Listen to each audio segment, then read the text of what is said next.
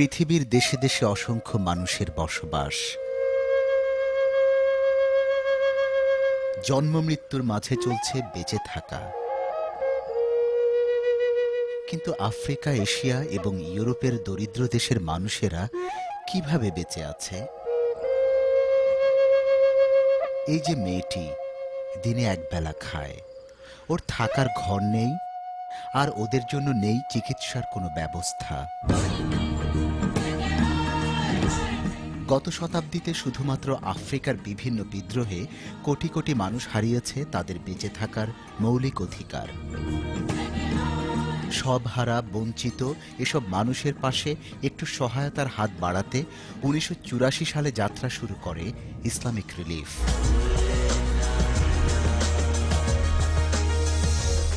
মানুষের জন্য কিছু করার ইচ্ছা, মানুষকে বেঁচে থাকার স্বপ্ন দেখাতে ইসলামিক রিলিফ বন্ধু হয়ে ছুটে গেছে পৃথিবীর এক প্রান্ত থেকে আরেক প্রান্তে।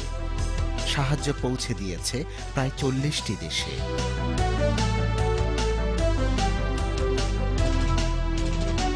দানশীল মানুষদের সহায়তায় ইসলামিক রিলিফ পরিণত হয়েছে ওয়েস্টার্ন ওয়ার্ল্ডের সেরা মুসলিম চ্যারিটি অর্গানাইজেশনে।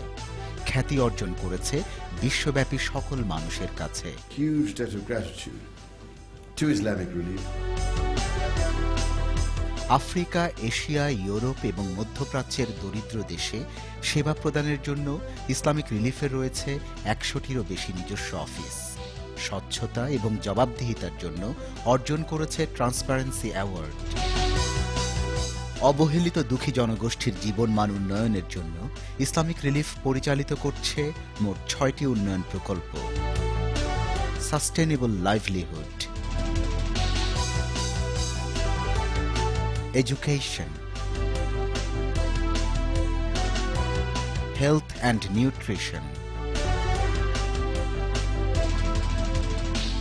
orphans and child welfare, water and sanitation,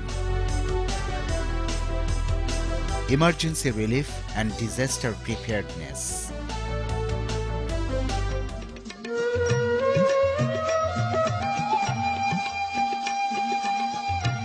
Bangladesh south এশিয়ার একটি দরিদ্র উন্নয়নশীল দেশ।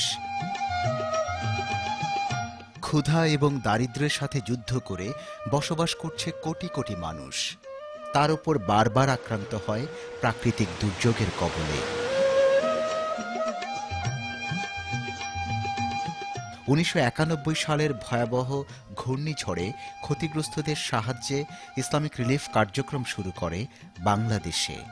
তারপর থেকে মানুষের জীবনমান উন্নয়নের জন্য প্রতি বছর প্রায় 10 মিলিয়ন পাউন্ডের সাহায্য সেবা দিয়ে আসছে সংস্থাটি, যার মাধ্যমে উপকৃত হচ্ছে লক্ষ লক্ষ মানুষ।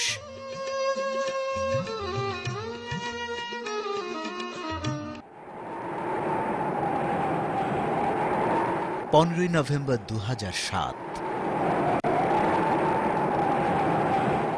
আঘাত হানে ঘূর্ণিঝড় সিডর।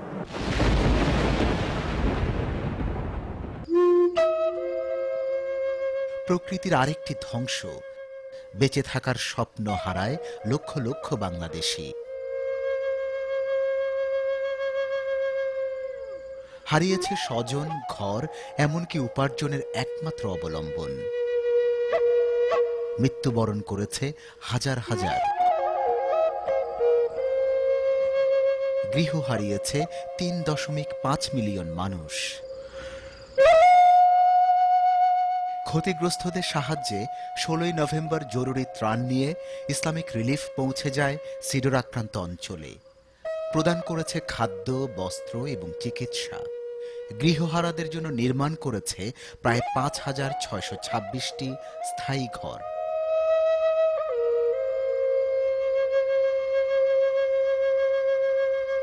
আপনাদের দানে ইসলামিক রিলিফ শুধুমাত্র সিডর আক্রান্ত অঞ্চলে পরিচালনা করেছে প্রায় 8 মিলিয়ন পাউন্ডের ত্রাণ এবং পুনর্বাসন কার্যক্রম।